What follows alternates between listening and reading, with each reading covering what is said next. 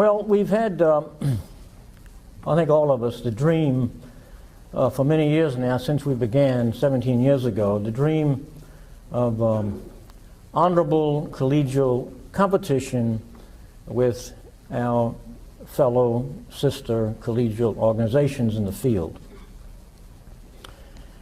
And probably every year, I think in my report to you, I said that we do not need to fight with our collegial brothers and sisters. We all have more than enough work to do. I'm sorry to report that the struggle with our two primary collegial organizations has heated up rather than cooled down in the past year, and that some of you have been hurt by quite scurrilous attempts to discredit what we do and who we are. Part of the venom against us likely has to do with the fact that we did begin as a protest movement against perceived abuses in the old organizations, so in a way we can't blame them for a certain amount of hostility. But that does not explain the recent, rather severe escalation and in the antipathy toward us, and even the viciousness in attacks on us, attacking even our integrity. And I believe that has to do with our continuing and astonishing growth.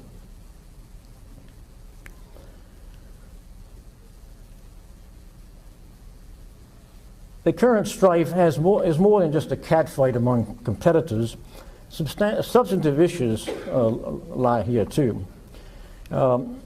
It's very troubling that our competitors, our two real competitors are the Association for Professional Chaplains, APC, and the Association for Clinical Pastoral Supervision, ACPE. They're the only two multi-faith, interreligious certifying organizations in chaplaincy and pastoral supervision, and our only real competitors. But as long as our competitors posture themselves as the only legitimate multi-faith certifying organization in the field, the strife will continue and in fact ought to continue. We can't let this happen. Monopoly is not good for anyone.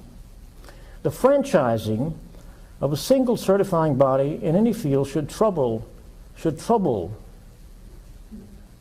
the community. Diversity, biodiversity, is a value to be cherished. One species of tree, one species of bird, or one organization of religion, or one approved way of organizing a state, none of these things are blessings, they're curses. Diversity is a blessing. Nature loves diversity. Dare we say, God loves diversity. Else you all wouldn't be such a weird collection of people. Whatever one thinks of this community, the continuing efforts of the ACPE and the APC to position themselves as the only legitimate certifying bodies in their respective fields is not acceptable. The clinical pastoral movement began in diversity as Cabot and Giles separated from Boysen and Dunbar over significant philosophical, pedagogical, and theological differences.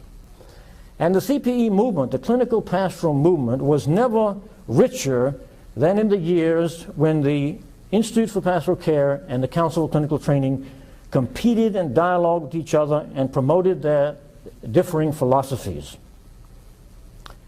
When the two communities merged into one in 1967, the pole of conformity and the silencing of dissent began in earnest, promoting a soul-destroying bureaucratic pretensions of sameness. Jim said the same thing at lunch. If CPSP did not exist today, we would need to create something like it in order to promote creative dialogue.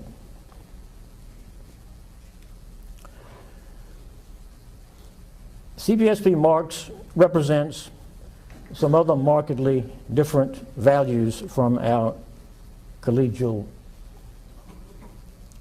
organizations. Let's let history decide what truths each community brings. I doubt they will be entirely one-sided. I doubt that any one community will get everything right, even us. In dialogue with the many, even in the conflict, we can look for a deeper truth to emerge. But it is a melancholy fact that we have to go on struggling for the right to exist against those who should be our closest allies and partners in dialogue. Considering the context of the larger society that we live in that is deconstructing itself, as Jim pointed out so well at lunch, this is particularly regrettable. We cannot afford not to defend ourselves, nor can we afford to neglect those among us who have been specifically abused professionally. They require our care and attention, and I think we should say with one voice that we will give all the care and attention we can to those who have been hurt by the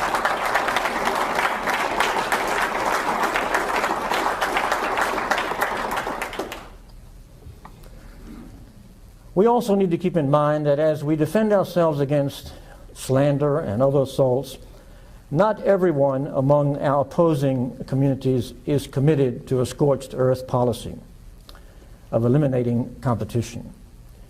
As we fight against perverse structures of domination, we must keep in mind that the humanity of those who are positioned as our opponents. We have many friends and well-wishers in these competing organizations.